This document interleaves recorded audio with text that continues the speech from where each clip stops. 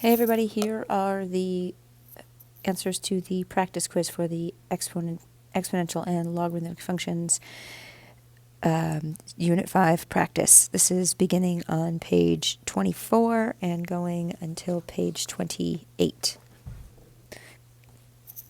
The parent function in number 1 is 2 to the x. It's been transformed to the right 3. The domain of this, because it's been, here's the parent function, of course, 2 to the x. When I raise 2 to the 1, I get 2. When I raise 2 to the 4th, I get 2 squared, I get 4. Here's what the parent function looks like.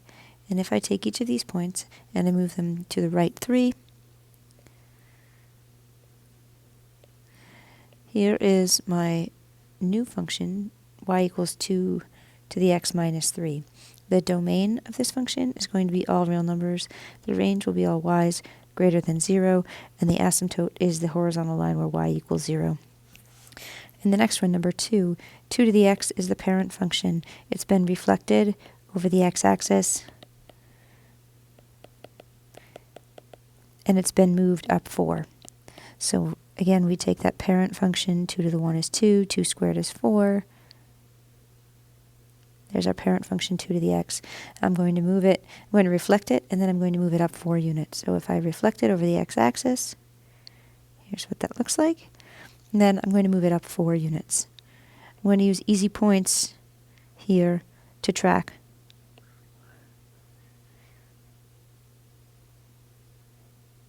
4.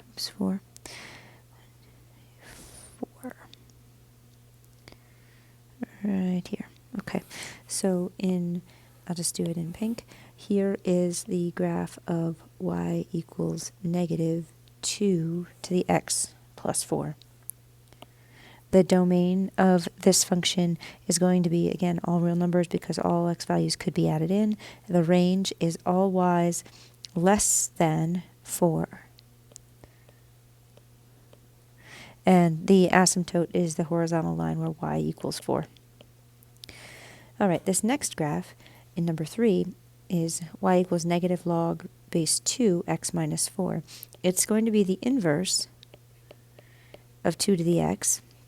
Right, so again, if this is our 2 to the x, the logarithmic function is the inverse of that. So it looks something like this. It's a reflection over the line y equals x. The parent function here is log base 2x. It's going to be reflected across the x-axis. It doesn't look right, but reflected across the x-axis. And then it's going to be moved to the right 4 units. So this graph of the logarithmic function is going to flip over the x-axis, which is going to make it look like this in the dotted line. And then I'll do the final one in pink. It's going to move to the right 4 units. So it is going to look something like 4, something like this.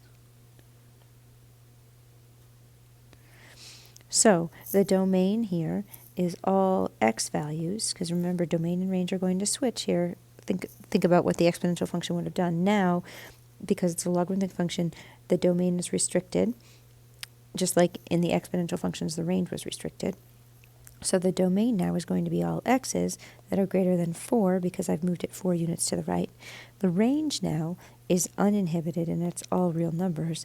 And the asymptote I have has to do with that left-right transformation, in this case right 4. So it's going to be where x equals 4.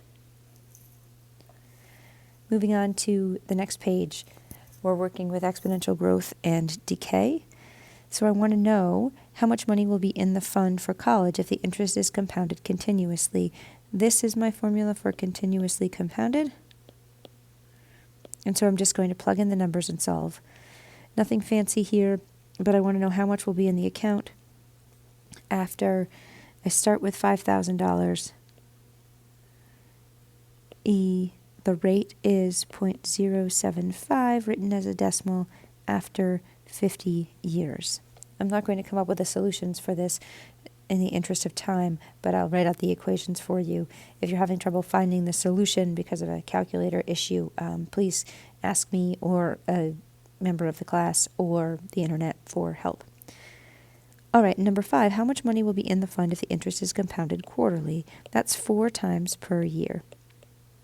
Okay, so that means that n equals 4. I'm going to use the compound interest formula. Starting again, how much will I have left in the account? Or how much will I have in the account if I deposit $5,000? If the interest rate is still 0.075, then the only thing I'm changing is the number of times per year now is going to be 4 raised to the 4 times, I guess that's 1 year. Oh, sorry, 50 years. Okay. So there's the equation for number 5. In number 6, I'm continuously compounding, and I want to know how much money I'd have to initially deposit for this account to have $300,000 at the end of 50 years. Okay.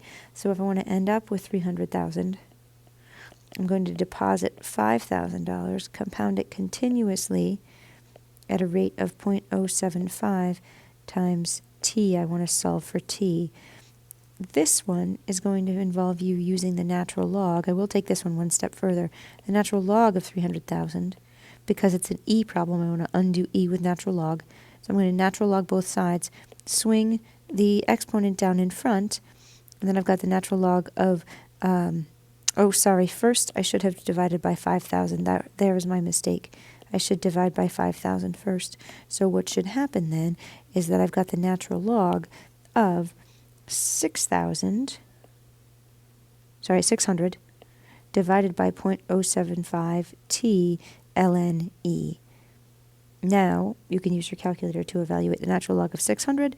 The natural log of e, of course, is 1. It's going to cancel the 1, so I'll be left with 0.075 times t equals the natural log of 600, which is just a number.